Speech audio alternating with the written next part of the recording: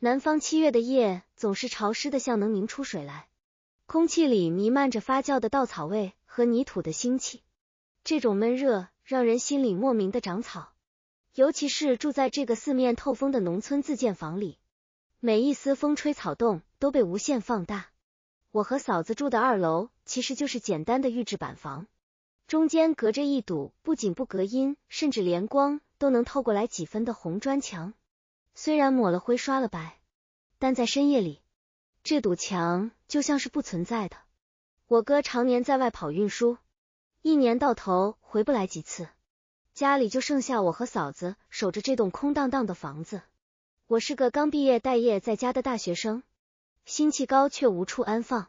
嫂子是典型的南方女人，温婉的像一汪水，平日里说话都不敢大声，可我知道她其实很苦，因为我经常在半夜听到隔壁传来隐忍的叹息声。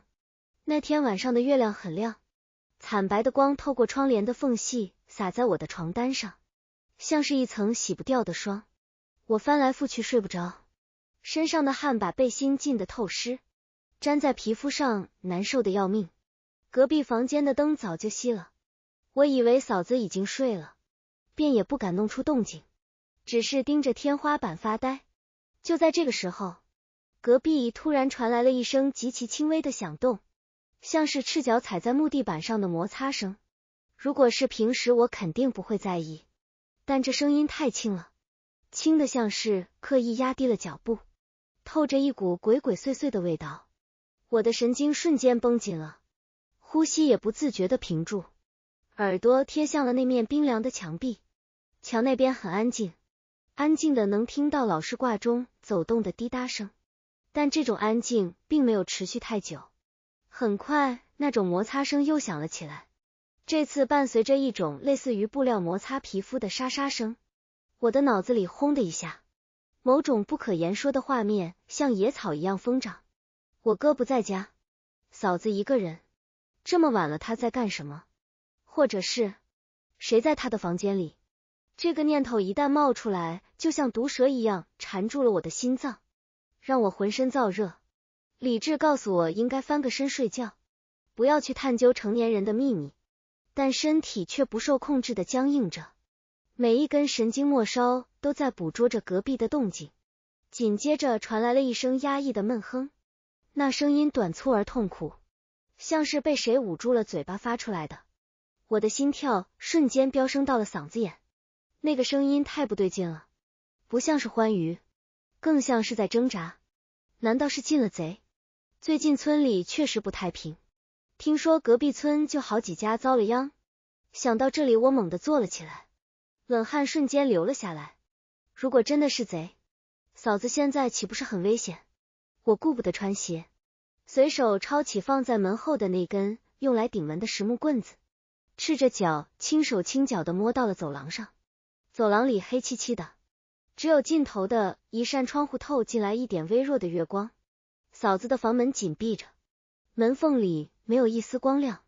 我屏住呼吸，凑到门边，把耳朵贴在冰凉的门板上，里面的声音更加清晰了，是一阵急促的喘息声，还有床板剧烈摇晃发出的咯吱咯吱声。那种节奏感让我感到一阵口干舌燥，同时也更加确定了里面的情况不对劲。如果是贼，这时候应该在翻箱倒柜，而不是在弄出这种动静，除非那个贼不是为了财。想到这里，我感觉一股血气直冲天灵盖，握着木棍的手心里全是汗。我试着拧了一下门把手，老式的球形锁发出轻微的咔嗒声，居然没锁。我的心跳快得像擂鼓，一种混合着恐惧和某种隐秘兴奋的情绪在胸腔里炸开。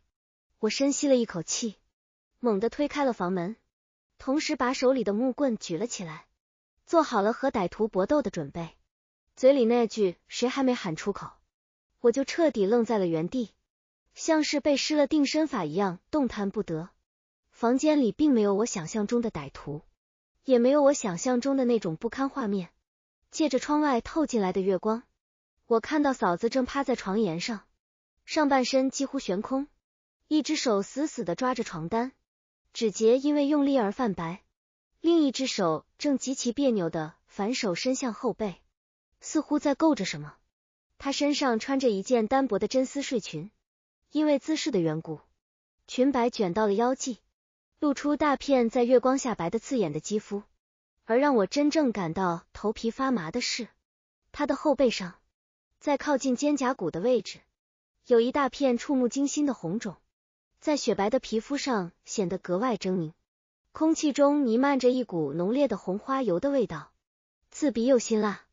原来刚才那些奇怪的声音，是他在试图给自己擦药，因为够不着而发出的挣扎和痛呼。我举着木棍的手降在半空中，进也不是，退也不是，喉咙里像是堵了一团棉花，干涩的发痛。这种场面比我想象的任何一种情况都要尴尬，也都要让人心慌。嫂子显然被我突然冲进来的动静吓坏了，她惊叫一声，整个人猛地缩了一下，结果牵动了伤口，疼得倒吸了一凉气，整个人从床沿上滑了下来，重重地摔在地板上。我也被这突如其来的变故吓了一跳，身体的本能反应快过大脑，扔掉手里的木棍就冲了过去，在他落地之前扶住了他的肩膀。那一瞬间，我的手掌处碰到了他滚烫的皮肤，那种细腻滑腻的触感像是一道电流，顺着指尖瞬间击穿了我的全身，让我大脑一片空白。你是谁？他惊恐地回过头，散乱的长发遮住了半张脸，眼神里充满了恐惧和无助。待看清是我后，他紧绷的身体才稍微放松了一些，但随即涌上来的是巨大的羞耻和慌乱。他下意识的想要拉扯裙摆遮住自己，但剧痛让他根本动弹不得，只能瘫软在我的臂弯里，大口大口的喘着气，汗水顺着他的脖颈流下来，打湿了那件薄薄的睡裙，紧紧的贴在身上，勾勒出起伏的曲线。我感觉自己的手像是被烫伤了一样，想要松开却又不敢松开，那种温热的触感让我感到一种前所未有的窒息。怎么回事？我强压下心里的慌乱，声音沙哑的不像话，尽量让自己的视线避开那些不该看的地方。但在这个狭小的空间里，那种暧昧的气息无孔不入，他的呼吸喷洒在我的胸口，带着一股淡淡的沐浴露的香气，混合着红花油的味道，形成了一种奇异的催化剂。嫂子咬着嘴唇，脸上泛起不正常的潮红，不知道是因为疼痛还是羞涩。她低声说，我想换灯泡，踩在椅子上没站稳，摔下来了，后背撞到了桌角，疼得厉害，想擦点药，可是够不着。她的声音颤抖着，带着一丝哭腔，听得我心里一阵发紧。我低头看了看那个红花油的瓶子，正孤零零地躺在地板上，里面的药油洒出来一滩，在这个深夜里显得格外刺眼。我深吸了一口气，努力让自己的声音听起来平静。伤在哪里？我帮你看看。这句话一出口，房间里的空气似乎凝固了几秒，嫂子的身体僵了一下，没有说话，只是默默地低下了头，算是默认了。我扶着她慢慢趴回到床上，动作僵硬的像个机器人，每一个细微的动作都像是在走钢丝。借着月光，我终于看清了她背上的伤，那是一道长长的淤青，肿得老高，在白皙的脊背上显得格外恐怖。我的手指颤抖着倒了一点红花油，掌心相对搓热，那种辛辣的味道瞬间冲进了鼻腔，让我的脑子稍微清醒了一点。但紧接着，当我温热的手掌贴上他背部肌肤的那一刻，所有的理智防线都在摇摇欲坠。他的皮肤很凉，而我的手很热，这种温差让他的身体猛地颤抖了一下，喉咙里溢出一声极轻的呻吟，那声音像是一根羽毛，轻轻地挠在我的心尖上。忍着点，可能会有点疼，我低声说道，声音哑的连我自己都听不清。我开始用力地揉搓那块淤青，手下的触感细腻的让人发疯。但我不敢有丝毫的停顿，只能把所有的注意力都集中在手中的动作上。嫂子把头埋在枕头里，双手死死地抓着床单，身体随着我的动作微微颤抖着，她的呼吸越来越急促，每一次起伏都像是在考验我的定力。我能感觉到她紧绷的肌肉在我的掌心下慢慢放松，但那种氛围却越来越粘稠，像是要把我们两个人都淹没。房间里安静的可怕，只有我们两个人的呼吸声和皮肤摩擦的声音。我感觉自己像是在进行一场漫长的刑罚，既痛苦又快乐。我的视线不可避免地落在他的侧脸上，汗水打湿了他的鬓角，几缕发丝粘在脸颊上，显得格外楚楚动人。我突然意识到，这可能是我这辈子离他最近的时刻。这种隐秘的背德的却又合情合理的亲密，让我感到一种深深的恐惧，同时也有一种难以言喻的渴望在心底蔓延。我害怕这种渴望会被他察觉，又害怕这一刻会太快结束。轻点，他突然出声，声音软绵绵的，带着一丝求饶的意味。我的手猛地停住了，那一瞬间，我感觉自己像是站在了悬崖边上，往前一步是万丈深渊，退后一步是不甘心。我僵硬地收回了手，看着自己掌心残留的药油，心脏跳得快要炸裂。好了，差不多了。我慌乱地站起身，不敢再看他一眼，生怕自己会做出什么失控的事情来。你的伤不轻，明天最好去卫生所看看。我语无伦次地说着，转身就要往外走。别走！身后突然传来他的声音，带着一丝颤抖。我的脚步瞬间顿住了，背对着他，感觉全身的血液都在往头上涌。怎么了？我尽量让自己的声音听起来正常，但只有我自己知道，我的手正在剧烈的颤抖。我听到身后传来悉悉索索的声音，像是他在试图坐起来，然后是一声轻叹。我想喝口水，你能帮我倒一杯吗？刚才摔下来的时候把水杯打碎了，原来只是倒水。我长舒了一口气，心里却莫名的闪过一丝失落。我转过身，看到他正勉强支撑起上半身，眼神有些躲闪，不敢看我。我点了点头，走到桌边倒了一杯凉白开，递给他的时候，指尖不小心碰到了他的手指，冰凉的触感让我又是一阵心悸。他低着头喝水，小口小口地吞咽着，喉咙滚动的样子在月光下显得格外诱人。我站在床边，看着他，心里五味杂陈。我想起了我哥，想起了这个家，想起了我们之间那层永远无法捅破的窗户纸。谢谢。他喝完水，把杯子递给我，声音恢复了一些平静，但脸上的红晕依然没有褪去。你快去睡吧，明天还要早起。这是在下逐客令了。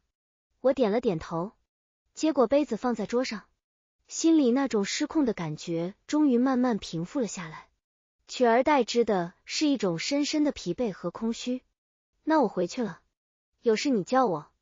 我说完这句话，逃也似的离开了他的房间，顺手带上了房门。回到自己的房间，我背靠着墙壁，大口大口地喘着气，像是刚从水里捞出来一样。隔壁又恢复了死一般的寂静，但我知道，有些东西已经不一样了。那堵墙虽然还在，但它已经挡不住那些滋长在暗处的情绪。我躺在床上，闭上眼睛，脑海里全是刚才那一幕，那白皙的脊背，那压抑的喘息，那指尖残留的触感。我知道这一夜我注定无眠。这种隐秘的渴望像是一颗种子，在那个闷热潮湿的夏夜里，悄悄地生了根发了芽。第二天早上起来的时候，我和嫂子都默契的没有提昨晚的事情。她走路还有点一瘸一拐，我也不敢多看，只是埋头喝粥。但我能感觉到，空气中多了一种微妙的张力。每次目光交汇，我们都会像触电一样迅速移开。那个夏天的蝉鸣声似乎比往年都要聒噪，吵得人心烦意乱。而我也终于明白，成年人的世界里，最折磨人的不是得不到，而是明明触手可及，却必须假装若无其事。那晚的红花油味，成了我那个夏天最深刻的记忆，混合着罪恶感和躁动，永远的留在了那栋自建房的2楼。日子还在继续，我哥依旧很少回来，我和嫂子依旧住在那栋隔音很差的房子里。每天晚上，我依然能听到隔壁传来的各种细微的声响，有时候是翻书声，有时候是叹息声，每一次都能让我的心跳漏半拍。但我再也没有冲进去过。那个晚上的误会，那个以为进了贼的乌龙，成了我们之间唯一的秘密。一个关于疼痛，关于抚慰，关于在失控边缘悬崖勒马的秘密。我知道，有些门一旦推开，就再也关不上了。但只要我不跨过那道门槛，我们就永远是安全的。哪怕这种安全是用无数个煎熬的夜晚换来的。我也开始刻意的早出晚归，试图用忙碌来麻痹自己，但我发现这根本没用。每当夜深人静的时候，那种记忆就会像潮水一样涌上来，淹没我的理智。我开始害怕听到隔壁的动静，却又渴望听到隔壁的动静。这种矛盾的心理让我几近崩溃。直到那个夏天结束，我终于找到了工作，搬离了那个充满了暧昧气息的农村自建房。离开的那天，嫂子送我到村口，她看着我，欲言又止，最后只是轻轻地说了一句：在外面照顾好自己。我看着她的眼睛，那里有一汪深不见底的水，藏着我读不懂的情绪。我点了点头，转身离开，没有回头，因为我知道，一旦回头，我就再也走不掉了。现在的我，坐在城市的写字楼里，吹着冷气，看着窗外的车水马龙，偶尔还是会想起那个闷热的夏夜，想起那瓶洒在地上的红花油，想起那只在月光下颤抖的手。那是我青春里最隐秘的一场大火，虽然没有烧毁任何东西，却把我的心烧成了一片荒原。每当有人问起我为什么喜欢独处，我总是笑笑不说话，因为他们不懂。在那个隔音很差的房间里，我曾经离深渊那么近，却又那么远。那种将发未发的遗憾，才是最让人刻骨铭心的毒药。如今回想起来，那晚我冲进去的一瞬间，看到的不仅仅是受伤的嫂子，更是看到了我自己内心深处那只被囚禁的野兽。他在那一刻冲破了牢笼，对着月光发出了一声无声的咆哮，然后又被理智死死地按了回去。那个过程虽然只有短短的几分钟，却耗尽了我所有的力气。我庆幸自己没有跨出那一步，也遗憾自己没有跨出那一步。这种复杂的情感，或许就是成长的代价吧。那个以为进了贼的夜晚，偷走的不是财物，而是我年少时那颗单纯的心。故事讲到这里，其实并没有什么惊心动魄的结局，也没有什么狗血的剧情，它只是一个关于压抑和克制的片段，像是一张老旧的黑白照片，边缘泛黄，画面模糊，但那其中的情绪却透过岁月的尘埃，直抵人心。如果你也曾在深夜里听到过隔壁的异响，如果你也曾在某个瞬间对不该动心的人动了心，那你一定能听懂这个故事里的沉默和叹息。毕竟，在这个世界上，最震耳欲聋的声音，往往是那些从未说出口的秘密。